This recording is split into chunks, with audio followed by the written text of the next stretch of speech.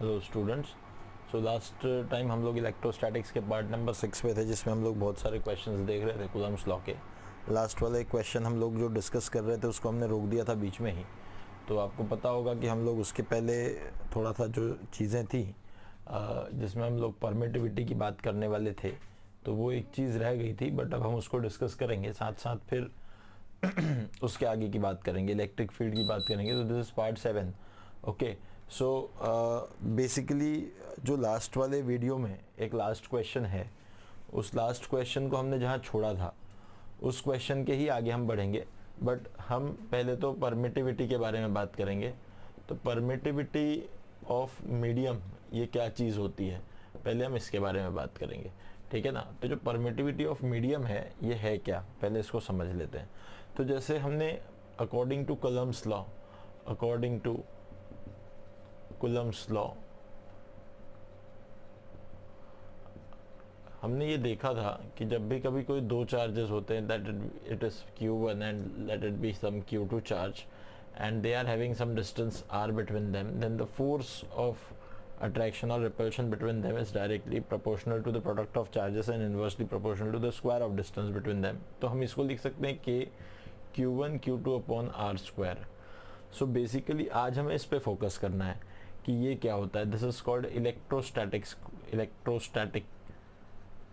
Constant. This is called electrostatic constant. अब हम लोग इसके बारे में बात करने वाले हैं आज, सिर्फ हम लोग इस पे फोकस करेंगे आज। तो ये जो इलेक्ट्रोस्टैटिक कांस्टेंट है ये है क्या। सबसे पहली बात, के की वैल्यू हम लोगों ने देखी थी 9 × 10⁹ फॉर एयर या वैक्यूम, ये हम लोग लिख रखे थे। अब एयर या वैक्यूम के लिए ही ये वैल्यू है, बट अदरवाइज अगर ये एयर या वैक्यूम की बात नहीं हो रही है तो इसके लिए हम क्या वैल्यूज़ रखेंगे। तो पहले तो हमें समझना पड़ेगा के है क्या। तो पहले हम इसके फॉर्मूले पे जाते हैं। के होता है 1/4πε, ठीक है ना। This is epsilon, this is epsilon you can say. अब जो एप्सिलॉन है, ये एप्सिलॉन जो एक चीज़ है ये क्या है, हमें इसको समझना है। मेन हमारा पर्पस है इसको समझना। 1/4π तो ठीक है, that is just constant thing, but हमें ये चीज़ समझनी है। तो जो एप्सिलॉन है ये है क्या, इसको हम अगर देखें तो ये होता है epsilon naught into epsilon r, ठीक है। या फिर हम इसको, पहली बात हम इसको कह दें कि this is some permittivity of medium, या फिर हम इसको यहाँ से EM लगा दें यहाँ पे। सो इसको ये लिखने से पहले मैं एक काम करता हूँ, इसको लिख देता हूँ this is permittivity of medium, permittivity of medium. तो हमें थोड़ा सा ये समझना पड़ेगा कि परमिटिविटी ऑफ मीडियम का मतलब क्या, यानी इसका मतलब कुछ तो भी ऐसी चीज़ है जो कि मीडियम पे डिपेंड करती है ना, जो कि मीडियम पे डिपेंड करती है। जैसे कि हमने पिछले लेक्चर में ये भी बात की थी कि जो इलेक्ट्रोस्टैटिक फोर्स होता है, वो इलेक्ट्रोस्टैटिक फोर्स जो है वो कम्प्लीटली मीडियम पे डिपेंडेंट फोर्स है। यानी अगर मीडियम चेंज होगा तो इलेक्ट्रोस्टैटिक फोर्स भी चेंज होगा। तो हमें थोड़ा सा यही बात को समझनी है कि ये कैसे मीडियम पे डिपेंड करता है। So this is permittivity of medium. इसको अगर हम देखें, so this permittivity of medium is nothing but epsilon naught into epsilon r, ठीक है ना। सो ये जो एप्सिलॉन नॉट है, this epsilon naught is nothing but permittivity of free space, permittivity of free space, permittivity of free space, या आप इसको कह लें एयर, या इसको कह लें वैक्यूम। तो ये जो एप्सिलॉन नॉट है, this is permittivity of free space, permittivity of free space. इसको एयर या वैक्यूम नहीं कहते, इसको just permittivity of free space, ठीक है। अब ये जो एप्सिलॉन आर है, तो ये जो एप्सिलॉन आर है, this is called relative permittivity, this is called relative permittivity, this is called relative permittivity. यानी कैसा है कि ये एक मीडियम की परमिटिविटी है, ये फ्री स्पेस की है, और ये रिलेटिव परमिटिविटी है, रिलेटिव परमिटिविटी ऑफ मीडियम। इसको आप ये भी कह सकते हैं रिलेटिव परमिटिविटी ऑफ मीडियम। ये किसी मीडियम की परमिटिविटी है, रिलेटिव परमिटिविटी है। ये किसी मीडियम की परमिटिविटी है, ये फ्री स्पेस की परमिटिविटी है, और ये रिलेटिव परमिटिविटी है। अगर हम यहाँ से देखें तो जो रिलेटिव परमिटिविटी है, आप उसको देख सकते हैं, वो क्या आ जाएगा, epsilon m upon epsilon naught, यानी permittivity of medium upon permittivity of free space. तो permittivity of medium upon permittivity of free space, यानी this is nothing but the ratio, तो जो मिलेगा हमें दैट इज रिलेटिव परमिटिविटी। सबसे पहली बात, जो परमिटिविटी है ये दोनों सेम क्वांटिटीज जब डिवाइड होंगी तो इनके यूनिट्स तो कट जाएंगे, तो इसका ये एक तरह से यूनिट लेस हो जाएगा। रिलेटिव परमिटिविटी यूनिट लेस, या आप कह सकते हैं डायमेंशन लेस भी हो जाएगा, ठीक है ना। परमिटिविटी ऑफ मीडियम जो होती है, जो हम लोग यहाँ लिख रहे हैं, इसका खुद का अपना एक यूनिट है, ठीक है। तो इसका यूनिट है और इसका भी यूनिट है फ्री स्पेस की परमिटिविटी का। तो इनका यूनिट अगर देखा जाए तो क्या हो जाएगा, तो हम ये कह सकते हैं कि भाई permittivity of medium is equal to 1/4 pi के, ऐसा लिख सकते हैं हम लोग। तो जो भी के का यूनिट होगा उसका उल्टा लिख दोगे आप तो परमिटिविटी ऑफ मीडियम आ जाएगा। तो के का यूनिट हम लोग ऑलरेडी देख चुके हैं यहाँ से। के का जो यूनिट होता था वो होता था न्यूटन, यानी force into r square upon Q1 Q2, यानी newton metre square per coulomb square, ये होता था। इसके लिए हमारे पास के का यूनिट, ठीक है। तो अगर हम इसको देखें तो ये क्या हो जाएगा, उसका उल्टा कर दें तो फिर क्या हो जाएगा, परमिटिविटी ऑफ मीडियम जो है उसका यूनिट हमें जो मिल जाएगा वो क्या मिल जाएगा, इसका उल्टा कर लेंगे तो यहाँ से कूलम ऊपर चला जाएगा तो coulomb square per newton metre square, ऐसा कुछ आ जाएगा, ठीक है ना। तो इस तरीके से हम परमिटिविटी ऑफ मीडियम भी लिख सकते हैं और फ्री स्पेस का भी लिख सकते हैं। एक बात और ध्यान रखेंगे कि इसकी जो वैल्यू है this is 8.854 into 10⁻⁻12 coulomb square per newton metre square. तो ये परमिटिविटी की वैल्यू है फ्री स्पेस की परमिटिविटी की, ठीक है। एक सिंपल चीज़ अगर समझे हम तो actually relative permittivity is nothing but the ratio of permittivity of medium to permittivity of free space. किसी भी फ्री, जैसे एक तरह से ये एक रिलेटिव टर्म है। जैसे हम अगर देखें तो किसी भी मीडियम की परमिटिविटी फ्री स्पेस की परमिटिविटी से कितनी ज़्यादा है। पहले तो ये परमिटिविटी होता क्या है इसको समझें। तो बेसिकली जो परमिटिविटी है इसको हम लोग बहुत इजीली इसको हम लोग तब समझ पाएंगे जब हम लोग कैपेसिटर पढ़ेंगे। तो कैपेसिटर के अंदर यही चीज़ आएगी डाइलेक्ट्रिक नाम से, इसको हम डाइलेक्ट्रिक कांस्टेंट भी कहते हैं। तब हम कैपेसिटर में जब हम इसकी बात करेंगे तो ये बहुत आसानी से हमें समझ में आ जाएगा। अभी कुछ अगर मैं समझाना चाहूँ तो इसको बड़ा सिंपल तरीके से, एक तरीके से ये कह सकते हैं हम लोग कि जैसे ये एक चार्ज है प्लस Q चार्ज है, late it B Q1, late it B Q2, यहाँ पे एक और Q2 चार्ज है। अब यहाँ पे इनके बीच की कुछ दूरी है और यहाँ पे हमने कोई मीडियम रख दिया है, यानी इनको किसी मीडियम में डाल दिया है। जैसे ही हमने इसको किसी मीडियम पे डाला है, देखो दो चीज़ें हैं। जो परमिटिविटी है, जैसे परमिटिविटी ऑफ मीडियम है, ये वाली जो वैल्यू है, तो आप इसको देख सकते हैं कि ये एक, तो हम सिंपल एयर के लिए लिख दें अगर, तो सिंपल एयर के लिए अगर लिखना चाहें, मैं थोड़ा सा यहाँ लिख देता हूँ। अगर हम सिंपल एयर के लिए लिखना चाहें इस फोर्स को तो हम सिंपल लिख देंगे के Q1 Q2, या फिर अभी मैं इसको के की वैल्यू को लिखता हूँ 1/4 पाई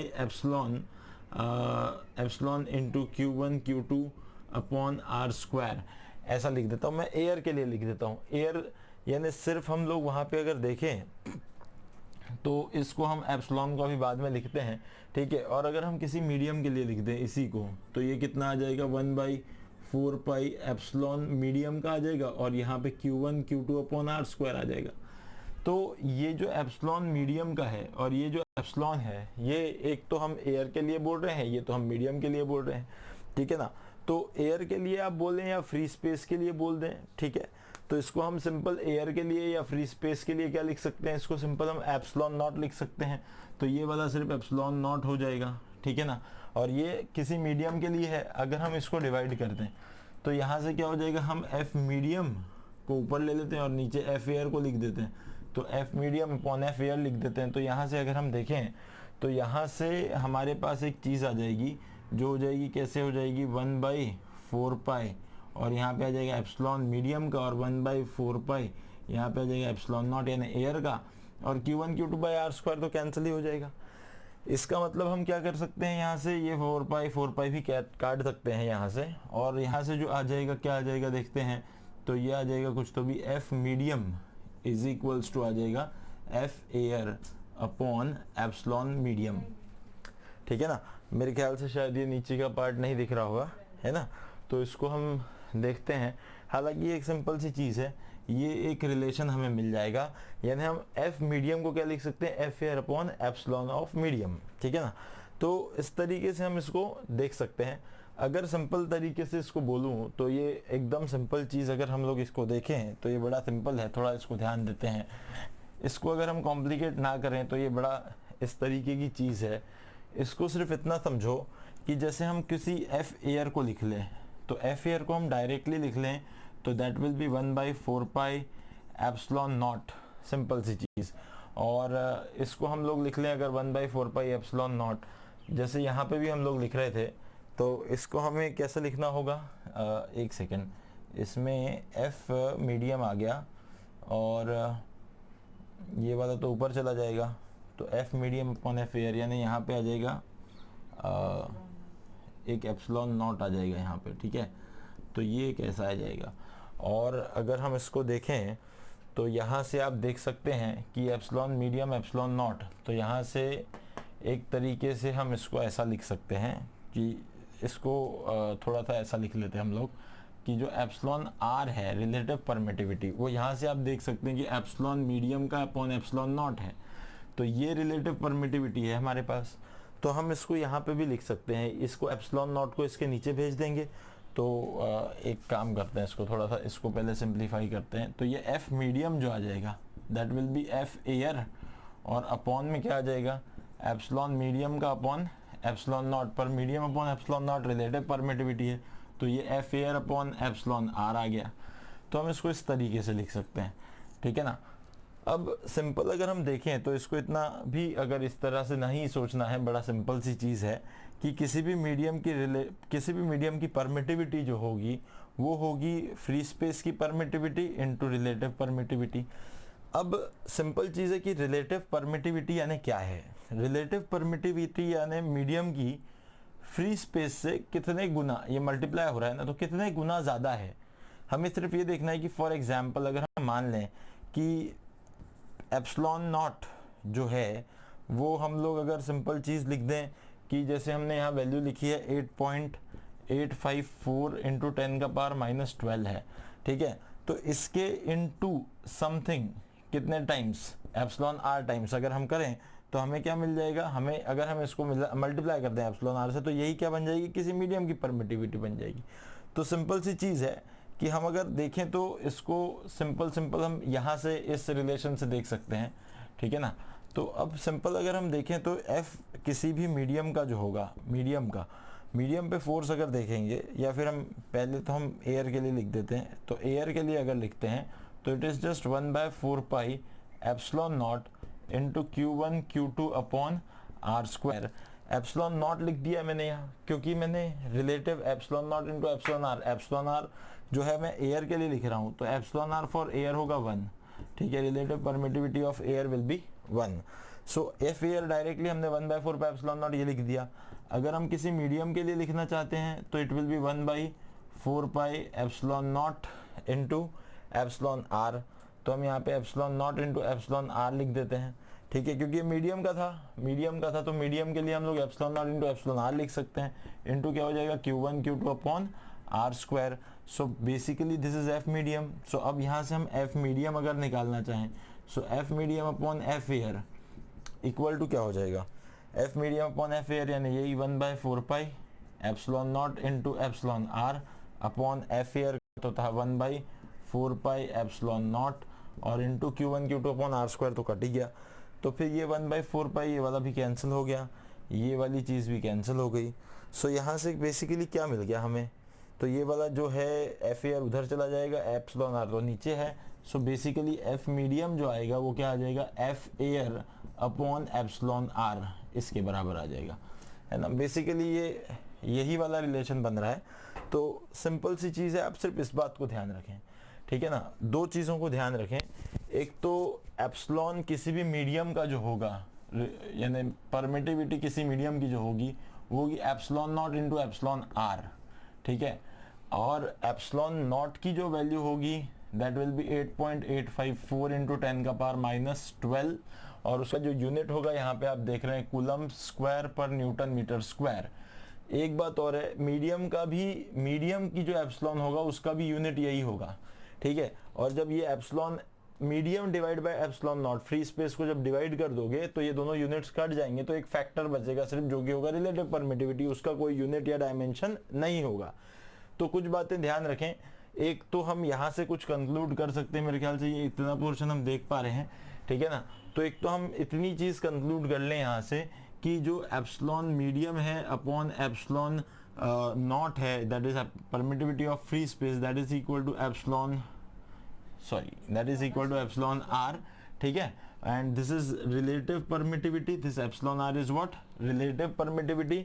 इस रिलेटिव परमिटिविटी का कोई यूनिट नहीं होगा, कोई डायमेंशन नहीं होगा। This is permittivity of medium, this is permittivity of free space, जिसका यूनिट जो होगा वो होगा कूलम, यही वाला coulomb square per newton metre square. इस बात को ध्यान रखें। तो हमारे पास ये वाला भी आ गया, ये वाला वैल्यू भी है, ठीक है। फ्री स्पेस की हमारे पास वैल्यू हमेशा है, दैट इज 8.854 इंटू 10⁻⁻12। तो रिलेटिव अगर आपको दी होगी तो आप इसको मल्टीप्लाई करके हमेशा क्या कर सकते हैं, मीडियम की परमिटिविटी निकाल सकते हैं। वैसे ही आप एक चीज और कर सकते हैं, एक चीज और कर सकते हैं, थोड़ा ध्यान रखेंगे। Epsilon medium upon epsilon naught equal to epsilon r, एक ही रिलेशन तो आपको ध्यान रखना है। दूसरा आपको ध्यान रखना है कि एफ मीडियम जो होगा, किसी भी मीडियम में जो फोर्स होगा वो मीडियम, वो फोर्स एयर के फोर्स के डिवाइड बाय रिलेटिव परमिटिविटी के बराबर होगा। यानी क्या कहने का मतलब है ये, इसको थोड़ा समझें कि अगर यहाँ पे Q1 चार्ज है यहाँ पे Q2 चार्ज है, ठीक है ना, और अगर ये कुछ r दूरी पर रखें, पहले एयर पे रखे थे, ये पहले ये रखे थे एयर में, तो एयर के लिए इनके बीच का फोर्स जो आ जाएगा, जो भी कुछ फोर्स होगा वो F एयर, ठीक है ना, वो तो डायरेक्टली हमारे पास KQ1 Q2 upon R square के बराबर आ जाएगा। फिर सेम डिस्टेंस पे अगर किसी दूसरे मीडियम में रख दिया जाए तो वो जो मीडियम के अंदर फोर्स आएगा that will B KQ1 Q2 upon R square तो होगा ही, और साथ में अब यहाँ रिलेटिव परमिटिविटी मीडियम की आ जाएगी। बस इस एप्सिलॉन आर की बात का ध्यान रखें, और यहाँ से आप डायरेक्टली इस रिलेशन पे जा सकते हैं। यानी आपको क्या मिल जाएगा कि एफ मीडियम इक्वल टू क्या हो जाएगा, F air divided by epsilon r, that is nothing but the relative permittivity of that medium.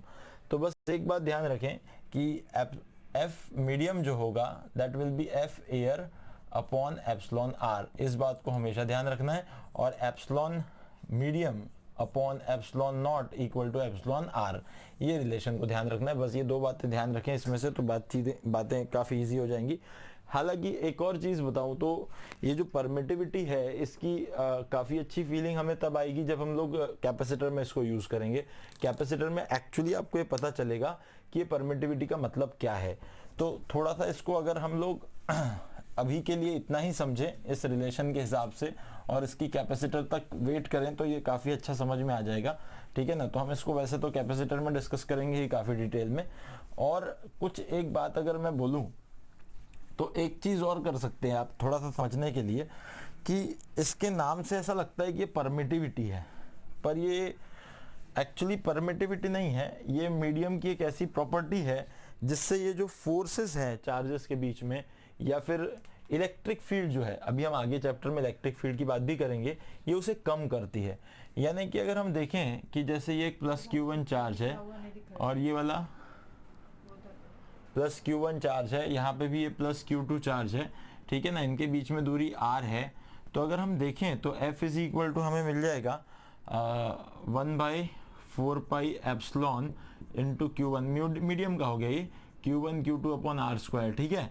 सो अगर हम देखें तो ये किसी मीडियम के लिए है, ठीक है, और फिर यहाँ पे हम पहले तो एयर के लिए लिख लें, तो ये कैसा हो जाएगा, एयर के लिए 1/4 पाई एप्सिलॉन मीडियम जो है वो epsilon naught into some epsilon r है, ठीक है। एक सिंपल बात समझे हमेशा कि हम अगर सिर्फ एयर लिख रहे हैं तो एयर के लिए ये एप्सिलॉन आर की वैल्यू हो जाएगी 1। यानी इसका मतलब ये है कि ये जो पूरा की पूरा फैक्टर है ये सबसे छोटी वैल्यू होगी, इस पूरी फैक्टर की वैल्यू सबसे छोटी होगी। यानी मीडियम में EM सबसे छोटा होगा, दैट इज 8.854 इंटू 10 का पावर -12 इंटू 1 करें अगर, यानी अगर ये सिर्फ एयर एक मीडियम है, यानी ये मीडियम यानी कौन सा है, सिर्फ एयर, एयर यानी एप्सिलॉन आर की वैल्यू कितनी हो रही है, 1। अगर हम सिर्फ एयर की बात करें तब जाके ये एप्सिलॉन मीडियम जो है, मीडियम यानी कौन सा मीडियम, सिर्फ एयर, वो सबसे छोटी वैल्यू दे रहा है। एयर के अलावा अगर कोई भी दूसरा मीडियम रहेगा तो एप्सिलॉन आर की वैल्यू 1 से बड़ी ही रहेगी। एयर के अलावा कोई भी मीडियम होगा तो एप्सिलॉन आर की वैल्यू 1 से बड़ी होगी। यानी एप्सिलॉन मीडियम जो होगा will be always greater than epsilon air या फिर वैक्यूम। अगर हम वैक्यूम या एयर की बात करते हैं तो जो भी मीडियम का एप्सिलॉन हम लेंगे वो हमेशा एयर या वैक्यूम के एप्सिलॉन से बड़ा ही होगा, उससे छोटा नहीं होगा, हमेशा उससे बड़ा ही होगा, हमेशा। तो इसका मतलब ये है कि जो सबसे बड़ा हमें फोर्स मिलेगा किसी भी चार्जेस को रख के, वो हमें सबसे बड़ा फोर्स तो एयर में ही मिलेगा। अब एक सिंपल चीज़ अगर हम कंपेयर करना चाहें, यानी यहाँ से एक बात समझ में आती है कि जो सबसे बड़ा फोर्स है वो सिर्फ और सिर्फ हमें किस में मिल रहा है, एयर में मिल रहा है। तो हमने क्या किया यहाँ पे हम सबसे पहले एफ एयर लिख लेते हैं, जो कि क्या हो जाएगा 1/4 पाई एप्सिलॉन नॉट हो जाएगा सीधे सीधे। और यहाँ पे वो जो Q1 Q2 चार्जेस अपने हैं तो Q1 Q2 upon are square लिख देते हैं। और फिर हमने क्या किया, इन्हीं दो चार्जेस को किसी मीडियम में डाल दिया। फॉर एग्जाम्पल यू कैन से इसको किसी ऑयल में डाल दिया, डिस्टेंस सेम ही रखा आर, यहाँ पे किसी ऑयल में डाल दिया, ठीक है। सो अब जो आएगा एफ मीडियम या फिर एफ ऑयल जो भी आएगा वो आएगा 1/4 pi epsilon naught into epsilon r. यहाँ का एप्सिलॉन आर जो था वो क्या हो गया 1, यहाँ पे तो कुछ एप्सिलॉन आर रहेगा जो कि 1 से बड़ी वैल्यू होगी। अब यहाँ पे आएगा Q1 Q2 upon are square. इसका मतलब एक बात है कि here epsilon r for oil will be greater than 1, ये तो है ही है। एप्सिलॉन आर की सबसे छोटी वैल्यू जो है वो सिर्फ एयर के लिए या वैक्यूम के लिए, और वो कितनी आ रही है 1। उसके अलावा कोई भी मीडियम रहेगा तो एप्सिलॉन आर की वैल्यू हमेशा क्या रहेगी 1 से बड़ी। जैसे वाटर के लिए ले लो तो वो 81 आती है, तो वाटर के लिए एप्सिलॉन आर की वैल्यू जैसे epsilon r for water it is equal to 81। ऐसे ही अगर आप और अलग अलग मीडियम लेते जाएंगे तो वहां पे एप्सिलॉन आर की वैल्यू जो है वो चेंज होती जाएगी, बड़ी होती जाएगी। इसका मतलब ये है कि ये जो डिनोमिनेटर है ये हमेशा किसी भी मीडियम के लिए एयर से तो बड़ा रहेगा। इसका मतलब हम ये कह सकते हैं कि F force in any medium, अब ये डिनोमिनेटर हमेशा बड़ा है, यानी एक काम आप कर लो, यहां लिख लो epsilon of any medium will be always greater than epsilon of air. यानी किसी भी मीडियम का जो एप्सिलॉन है वो हमेशा एयर से बड़ा है। और आपने एक चीज देखी है कि एफ प्रोपोर्शनल टू 1/एप्सिलॉन, भाई 1 f proportional to 1/epsilon। if Q1 Q2 and R these things are constant then f proportional to 1/epsilon। अगर मीडियम का एप्सिलॉन एयर से बड़ा है यानी हम ये कह सकते हैं कि भाई अगर epsilon of medium is greater than epsilon of air then force on in any medium will be less than force in air। ये एक रिलेशन बन सकता है, क्योंकि मीडियम का अगर एप्सिलॉन एयर के एप्सिलॉन से बड़ा है तो मीडियम में आने वाला फोर्स एयर के फोर्स से छोटा होगा। तो ये बात आ गई ना यहाँ से। तो हम लोगों ने यहाँ पे एक रिलेशन लिख लिया था कि एफ मीडियम यानी एफ मीडियम अगर हम देखें so it will be F air upon epsilon r. जबकि एप्सिलॉन आर या फिर हम जो मीडियम की बात करें तो अगर वो हमेशा ही किसी भी मीडियम, अगर जैसे यहाँ एयर होता तो क्या होता है एप्सिलॉन आर 1 हो जाता, तो वहाँ पे एफ मीडियम एफ एयर के बराबर ही आता। पर अगर यहाँ एप्सिलॉन आर देखें किसी भी दूसरे मीडियम का तो वो एयर से बड़ा है यानी 1 से बड़ा है, यानी ये जो 1 से बड़ी अगर टर्म आ गई तो मीडियम का जो फोर्स है, ये वाला फोर्स जो है मीडियम का, that will be less than force due to force in air. तो ये वाली एक बात तो यहाँ से दिखती है। इसका मतलब सिंपल सी चीज अगर समझे हम तो कभी भी अगर एप्सिलॉन अगर हम किसी दूसरे मीडियम का लेंगे तो एप्सिलॉन बढ़ा तो वो मीडियम में जाने के बाद चार्जेस के बीच का फोर्स कम होगा, प्रोवाइडेड चार्जेस सेम हो और दोनों के बीच का डिस्टेंस भी सेम हो। बस इस बात को आपको ध्यान रखना है। जैसे आप मीडियम के अंदर गए, एयर को छोड़ के किसी दूसरे मीडियम के अंदर गए जिसका मीडियम का एप्सिलॉन बड़ा है तो वहाँ फोर्स कम होगा। पर अब किसी किसी के दिमाग में ये बात आ सकती है कि सर ये तो ऐसी बात गलत लगती है, क्योंकि एप्सिलॉन यानी तो परमिटिविटी है। किसी के दिमाग में ऐसा मनगढ़ंत आ सकता है कि परमिटिविटी यानी सर वो तो ज्यादा परमिट करेगा ना फोर्स को, ज्यादा परमिट करेगा ना फोर्स को। एक्चुअली वैसा नहीं होता। ये प्रॉपर्टी इसलिए मैं कह रहा हूँ कि इसको हम इलेक्ट्रोस्टैटिक्स को छोड़ के थोड़ा कैपेसिटर में डिस्कस करेंगे तो ज्यादा अच्छा होगा। फिर भी मैं बता देता हूँ, एक्चुअली जो परमिटिविटी है ये उस मीडियम की प्रॉपर्टी है जिसमें चार्जेस को रखा गया है। परमिटिविटी है उस मीडियम की प्रॉपर्टी जिसमें चार्जेस को रखा गया है, चार्जेस को रखा गया है।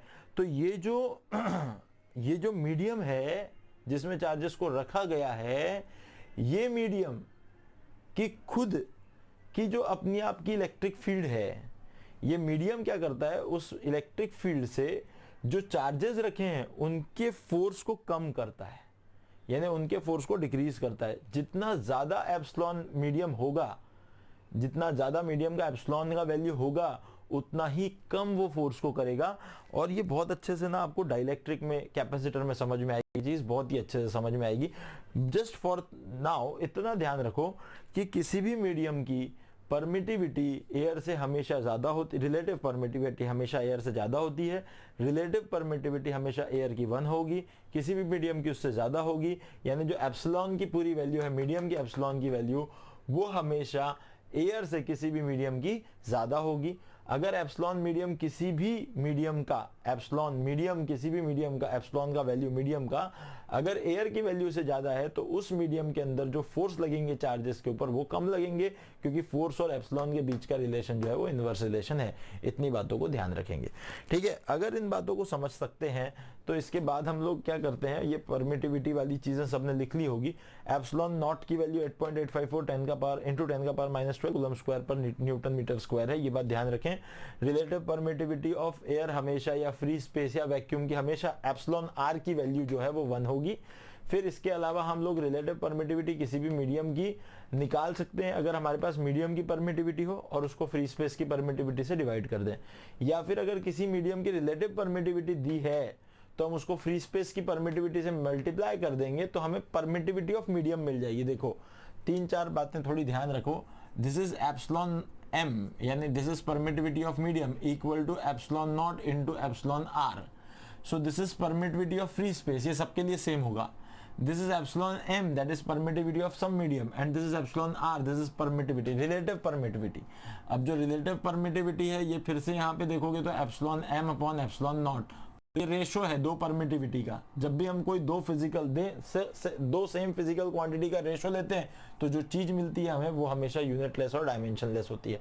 इसका अकेले का अपना यूनिट है, that is coulomb square per newton metre square. इसका भी एक coulomb square per newton metre square, divide कर दोगे यूनिट्स कैंसिल हो जाएंगे तो रिलेटिव परमिटिविटी एक कांस्टेंट नंबर मिल जाएगा। That is just a ratio of two permittivity, that is nothing but the comparison of permittivity of medium with respect to free space और air, you can say. अब अगर ये बात अगर समझ में आती है तो हम इसके आगे बढ़ें, अगर तो इसके आगे बढ़ें तो आपको एक बात अब समझनी होगी कि अब इसको हम क्वेश्चंस में कैसे यूज करें, ठीक है। सो कुछ भी नहीं है, बड़ी सिंपल सी चीज़ है। हम लोग इसको एक बेसिक रूल बना के चलें अगर, तो बड़े आसानी से हम इसको क्वेश्चन में यूज़ कर सकते हैं। तो कुछ एक क्वेश्चन है जो पिछली क्लास का एक क्वेश्चन है, हम उसको भी डिस्कस करते हैं, ठीक है ना। और इसके अलावा अभी जो इस क्लास का भी हमने जो भी चीज़ें देखी है उसको हम देखते हुए कुछ क्वेश्चन इस क्लास में भी हम लोग डील करेंगे। तो सबसे पहले हम क्या करते हैं, क्वेश्चन ले लेते हैं बड़ा सिंपल सा क्वेश्चन ले लेते हैं पहले तो, ठीक है ना, जिसमें हम क्या करते हैं कि एक चार्ज ले लेते हैं, दो चार्जेस को, और उन चार्जेस को हम रख देते हैं पहले तो एयर में, और एयर में रखने के बाद हम क्या करेंगे, पहले हम एयर में रख के उनके बीच में कुछ फोर्स लिख लेंगे, और फिर हम बोलेंगे कि भाई उन्हीं चार्जेस को हमने किसी लिक्विड में रख दिया है, और वो लिक्विड में रखने के बाद उसका फोर्स जो है कुछ तो भी आधा हो जाता है या डबल हो जाता है, व्हाटएवर हम उसको ले लेते हैं। कुछ इस तरह से क्वेश्चन बना देते हैं और फिर उसके बाद उसके ऊपर हम उसकी रिलेटिव परमिटिविटी निकालते हैं, ठीक है। तो लेट अस से अगर हम देखें वो जो लास्ट लेक्चर का हमारा एक क्वेश्चन है उस पर भी आते हैं। पहले एक दो सिंपल से क्वेश्चन करते हैं, ठीक है। टू चार्जेस तो are kept in air experiences the force F naught, ठीक है। now if these two charges are kept in liquid, ठीक है, द फोर्स, देखो एक चीज आप समझ सकते हो कि अब डेफिनेटली फोर्स तो कम हो जाएगा, एयर में था जब एफ नॉट फोर्स था तो अब फोर्स कम हो जाएगा। The force becomes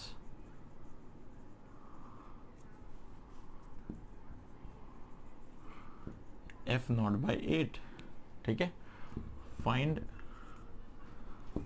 the relative permittivity of liquid and also find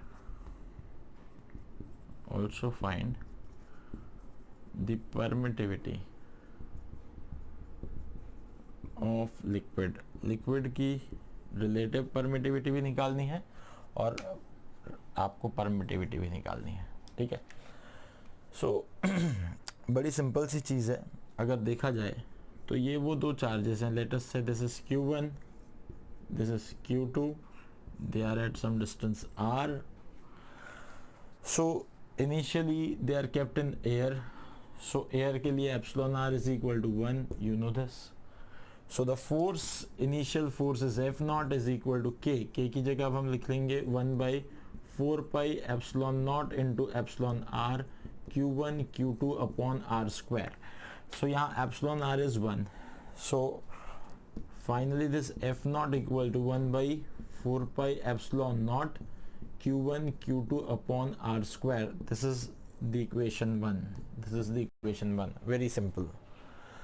Now again for the second case, these charges are kept in some liquid, and the force become F naught by 8. So this is F naught by 8 now is equal to 1 by 4 pi epsilon naught into epsilon r, or you can say directly this is okay epsilon naught into epsilon r, ठीक है। तो अब इसके बाद आप क्या कह सकते हैं, into Q1 Q2 upon r square.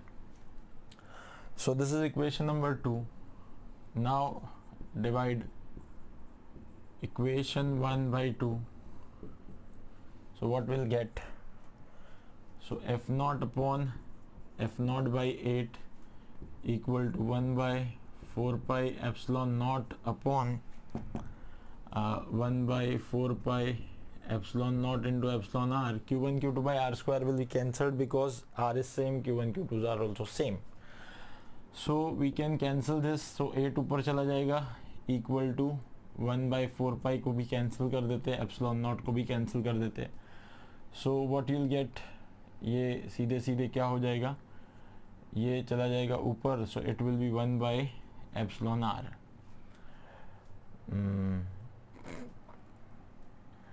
No, it is epsilon r, ठीक है। ये जाके इधर मल्टीप्लाई हो जाएगा. सो बाकी तो टर्म्स कैंसिल हो गई. सो बेसिकली एप्सिलॉन आर की वैल्यू जो आ गई वो 8 आ गई. तो अब ये समझे कि जो एप्सिलॉन आर है ये उस लिक्विड की परमिटिविटी नहीं है, ये उसकी सिर्फ रिलेटिव परमिटिविटी है. इसका मतलब एप्सिलॉन आर का मतलब ये है कि भाई जो इस लिक्विड की परमिटिविटी है वो इस एप्सिलॉन नॉट के जो हमारा फ्री स्पेस का परमिटिविटी होता है उसके 8 गुना है, यानी 8 टाइम्स है. अब हमें ये भी कहा गया कि भाई find the permittivity of liquid, यानी permittivity of the medium equal to epsilon naught into epsilon are. So permittivity of medium is epsilon naught is 8.854 into 10 का पावर -12 इंटू 8. तो लगभग 8 8 64 पॉइंट समथिंग, 64 पॉइंट समथिंग, या फिर जो भी है multiply कर सकते हैं आप, है ना. तो इसको करेंगे मल्टीप्लाई तो जो एप्सिलॉन एम है वो हमें मिल जाएगा. ठीक है, तो बेसिकली जो मीडियम की है परमिटिविटी वो इसका मल्टीप्लिकेशन होगी, ये रिलेटिव परमिटिविटी है. तो यहाँ से आपको ये समझ में आता है कि भाई देखो फोर्स 1/8 हुआ तो उसका जो रिलेटिव परमिटिविटी था वो 8 था. ठीक है ना, तो वो उस तरीके का रिलेशन है. फोर्स 1/8 हुआ तो रिलेटिव परमिटिविटी 8 हुआ. यानी आप ये कह सकते हैं अगर डिस्टेंस सेम है, यानी अगर दो चार्जेस हैं उनको पहले एयर में रखा गया और फिर उनको किसी मीडियम में रख दिया गया, but keeping the charges and distance same. अगर चार्जेस को और डिस्टेंस को सेम रखा गया तो परमिटिविटी, यानी अगर फोर्स 1/8 हुआ है तो उसकी रिलेटिव परमिटिविटी 8 टाइम्स थी. या इसका उल्टा भी कह सकते, कभी कभी ऐसा पूछ सकते कि भाई उसकी रिलेटिव परमिटिविटी 8 है, बताओ फोर्स कितने गुना हो गया, तो 1/8 हो गया, क्योंकि रिलेटिव परमिटिविटी 8 है तो फोर्स कितना हो जाएगा, 1/8 हो जाएगा. या फिर फोर्स 1/8 हुआ है तो रिलेटिव परमिटिविटी कितनी हुई है, 8 टाइम्स हुई है. पर ये जो चीजें वैलिड है ये सिर्फ तब जब चार्जेस आपने जो रखे हैं वो चार्जेस सेम है और चार्जेस का डिस्टेंस भी सेम है. पर अगर अपन एक आध ऐसा क्वेश्चन ले लें, मेरे ख्याल से सब लिख लिया होगा सबने, इसको आप पहले तो नोट डाउन कर लें, है ना. एक आध ऐसा क्वेश्चन ले लें जिसमें डिस्टेंस को भी चेंज करें. अगर डिस्टेंस को चेंज करोगे तो फिर कुछ भी दिक्कत नहीं है, यहाँ पे आपकी चीजें वैसी ही रहेंगी. बस आपका ये जो Q1 Q2 by r square cut रहा था वो नहीं कटेगा डायरेक्टली. तो अपन एक क्वेश्चन और देख लेते हैं, ठीक है ना. एक क्वेश्चन और करके देखते हैं इसका, तो हमें पता चल जाएगा उसको. देखते हैं अभी एक क्वेश्चन और, ठीक है ना। तो अब इसमें क्या करते हैं कि हमें थोड़ा सा इसको नए क्वेश्चन को अगर देखें हम, तो इसको अगर सोचें, सो इसमें क्या दिया है, late us say 2 charges are kept at distance d initially in air, पहले तो ये एयर में रखे हैं, ठीक है। The force is F naught, इनके बीच का फोर्स एफ नॉट है, ठीक है। Now the charges are kept in some oil and now the force becomes F naught by 2 and also the distance is doubled, find the relative permittivity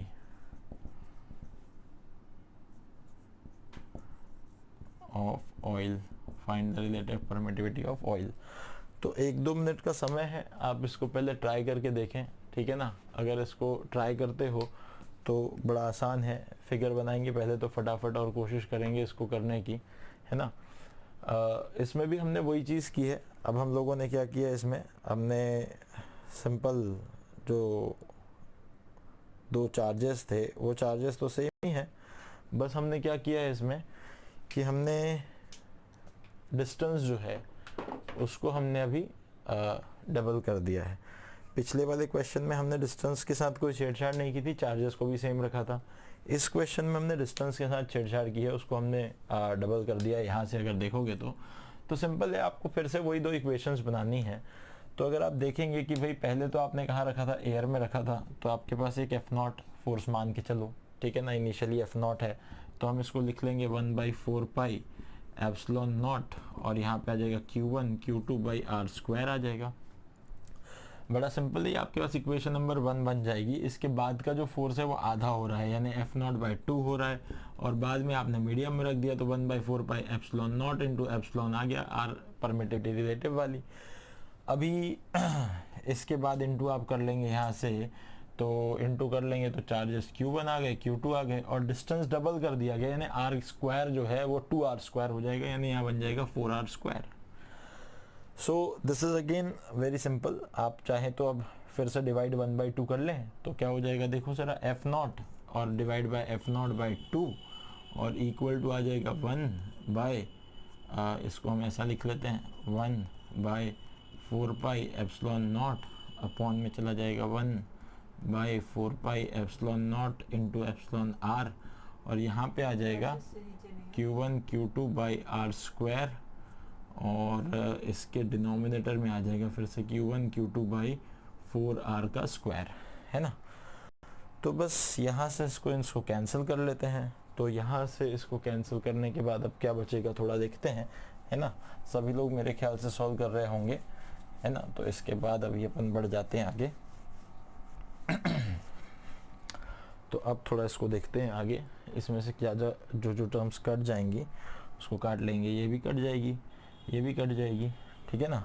इसमें से ये Q1 Q2 वाली term cut जाएगी, are square भी cut जाएगा।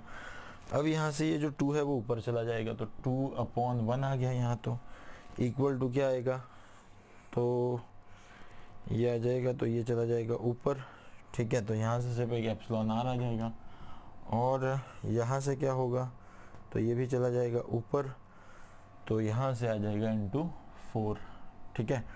मेरे ख्याल से कैलकुलेशन सही है, ठीक है ना। ये वाले डिनोमिनेटर की टर्म ऊपर चली जाएगी, ये नीचे आ जाएगी, कैंसिल हो जाएंगे, 4 बचेगा, ये वाली भी टर्म ऊपर चली जाएगी, यहाँ से 2 बचेगा। तो ये एप्सिलॉन आर जो है फाइनली ये कितना हो जाएगा, 2/4, यानी क्या हो जाएगा 1/2, ठीक है।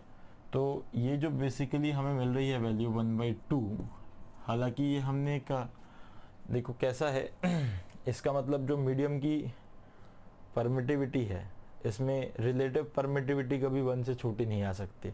तो ये जो क्वेश्चन है ये हमने एक जनरल ऐसी वैल्यू ले ली थी, तो इसके कारण हमें ये 1/2 मिल रही है, जो कि पॉसिबल नहीं है, क्योंकि सबसे कम रिलेटिव परमिटिविटी जो है वो एयर की है, एयर की ही 1 है, 1 से छोटी रिलेटिव परमिटिविटी किसी की नहीं होगी, ठीक है ना। तो रिलेटिव परमिटिविटी की वैल्यू हाफ नहीं आ सकती, इस बात को ध्यान रखें। तो ये जो हमने लिया है ये एक जस्ट जनरल केस लिया है, ये जस्ट एक्सप्लेन करने के लिए लिया है, बट इस बात का ध्यान रखें कि एप्सिलॉन आर जो है वो कभी भी 1/2 नहीं आएगा, वो जो आएगा वो हमेशा 1 या 1 से बड़ा आएगा। 1 भी किसके लिए आएगा, तो वो सिर्फ एयर के लिए आएगा, और बाकी सारे केसेस में 1 से बड़ा आएगा। बट ये सिर्फ एक समझाने वाली चीज़ है ना, तो इसके लिए ये क्वेश्चन लिया हुआ है, तो इसको अपन देख सकते हैं। इस वैल्यू पे ना जाएं, ठीक है ना, इस वैल्यू पे ना जाएं, इस वैल्यू पे ना जाएं, यानी ये वैल्यू नहीं मिलेगी आपको, बट जो प्रोसेस है वो ऐसा ही मिलेगा, ठीक है ना। तो इसीलिए ये बात का ध्यान रखें कि भाई हमने एक जनरल चीज़ ली है, उसके हिसाब से हम सॉल्व कर रहे हैं, बट ये एक प्रोसेस समझा रहा है सिर्फ, वे प्रोसेस को आप समझें ज़्यादा अच्छे से, वो ज़रूरी है, ठीक है। अब इसके बाद अगर हम लोग आगे बढ़ें तो इसको मिटाते हैं। अब एक जो हमारे पास लास्ट वाले वीडियो में एक क्वेश्चन था, हम उस पर वापस आ जाते हैं। तो वो जो लास्ट वाले वीडियो का क्वेश्चन है उसके बारे में बात करते हैं, ठीक है। तो अब वो क्वेश्चन जो है उस पर आते हैं। उस क्वेश्चन के बारे में अगर देखें तो वहाँ पे मेरे ख्याल से ऑलरेडी उधर एक चीज़ दी हुई थी, जिसमें कुछ पहले से ही इस तरीके से कुछ सस्पेंडेड 2 चार्जेस थे, जिनके बीच में यहाँ वर्टिकल से एंगल कुछ थीटा बन रहा था, और फिर इन्हीं 2 चार्जेस को किसी लिक्विड में डाल दिया गया था, और लिक्विड में डाल देने के बाद इनमें जो एंगल था वो अगेन थीटा ही बन रहा था। और जहाँ तक कि मुझे याद आता है कि इसका जो डेंसिटी था शायद मीडियम का, और इसका डेंसिटी जो था वो लास्ट वाले वीडियो में हमें देखने को मिलेगा। एक सेकंड, ये वैल्यूज़ जो हमें चाहिए, 2 डेंसिटीज़ चाहिए एक्चुअली, तो हम पहले वो डेंसिटीज़ को देखें, है ना। तो मेरे ख्याल से 1 सेकंड लगेगा, तो खैर चेक करते हैं। 2 डेंसिटीज़ दी हुई थी, एक मीडियम की थी और एक इस चार्ज की। मीडियम की सिग्मा थी, मीडियम की एक सिग्मा हमारे पास डेंसिटी थी, जो शायद 1.6 ग्राम पर सीसी। मीडियम की 0.8 थी, और ये जो बॉल्स हैं इनकी होंगी 1.6 ग्राम पर सीसी, ठीक है।